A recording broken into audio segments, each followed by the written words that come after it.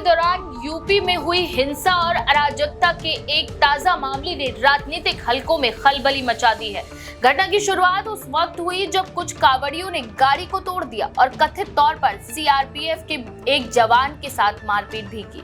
ये मामला सामने आते ही विपक्ष ने योगी सरकार पर सवालों की बौछार शुरू कर दी है, जबकि सीएम योगी आदित्यनाथ ने सख्त तेवर दिखाते हुए कानून व्यवस्था से कोई समझौता न करने का संदेश दिया।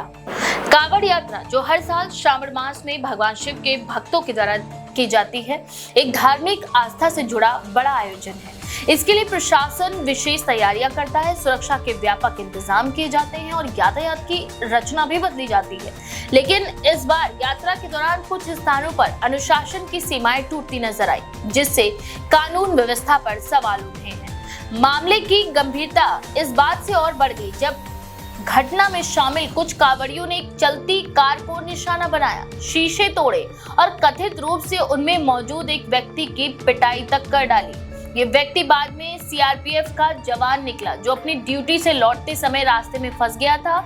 प्रत्यक्षदर्शियों के अनुसार झगड़ा किसी मामूली टक्कर या हॉर्न बजाने को लेकर शुरू हुआ, लेकिन जल्दी ही भीड़ उग्र हो गई और स्थिति बेकाबू हो गई। ये घटना सोशल मीडिया पर वायरल हो गई। कई वीडियो सामने आए जिनमें भीड़ कार पर लाठी डंडों से हमला करती नजर आई। इसी दौरान जब घायल जवान की पहचान हुई तो मामले ने और भी संवेदनशील रूप ले लिया। वहीं विपक्षी दल समाजवादी पार्टी ने इस घटना पर कड़ी प्रतिक्रिया दी। सपा प्रवक्ताओं ने सवाल उठाए कि जब सीआरपीएफ का जवान भी सुरक्षित नहीं है तो आम आदमी की सुरक्षा की गारंटी कैसे की जा सकती है। सपा ने आरोप लगाया कि कांवड़ यात्रा के नाम पर कुछ असामाजिक तत्व धार्मिक जुलूसों की आड़ में अराजकता फैला रहे हैं और सरकार इन्हें मौन सहमति भी दे रही है। सपा नेता ने आरोप लगाया कि सरकार की तुष्टीकरण की राजनीति केवल एक विशेष धार्मिक भावना को प्राथमिकता दे रही है और इससे समाज में असंतुलन भी पैदा हो रहा है। उन्होंने ये भी मांग की कि दोषियों की तुरंत गिरफ्तारी हो और सीआरपीएफ जवान को न्याय मिले।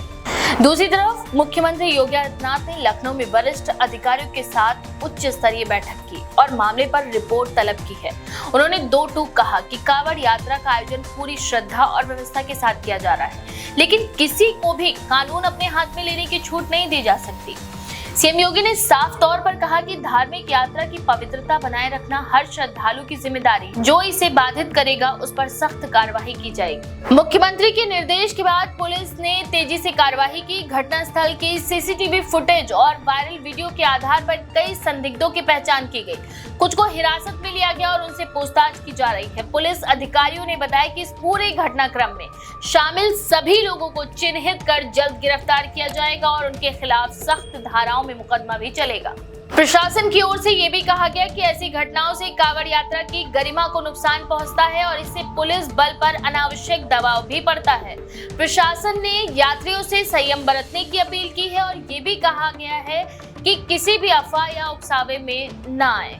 घटना के बाद कई जगहों पर एहतियातन पुलिस बल तैनात किया गया है, विशेषकर उन मार्गों पर जहां कांवड़ यात्रा गुजर रही है। ड्रोन कैमरों से निगरानी की जा रही है और संवेदनशील स्थानों पर पीएसी की कंपनियां भी तैनात की गई हैं। वहीं सीआरपीएफ ने अपने स्तर से भी स्थिति की जानकारी ली है। घायल जवान को अस्पताल में भर्ती कराया गया, जहां उसकी हालत स्थिर बताई गई। सीआरपीएफ अधिकारियों ने कहा कि वे राज्य प्रशासन से समन्वय में हैं और जवान को पूरा समर्थन दिया जा रहा है। इस पूरी घटना ने धार्मिक आयोजनों में भीड़ नियंत्रण और कानून व्यवस्था की चुनौती को एक बार फिर से सामने ला दिया है। ये सवाल भी उठ रहा है कि क्या धार्मिक यात्राओं की आड़ में बढ़ती अराजकता पर समय रहते लगाम नहीं लगाई गई तो भविष्य में हालात और बिगड़ सकते हैं। वहीं कुछ सामाजिक कार्यकर्ताओं ने ये भी मुद्दा उठाया कि इस तरह की घटनाएं आम लोगों में भय और अविश्वास का माहौल बनाती हैं, जिससे यात्रा की मूल भावना भी प्रभावित होती है।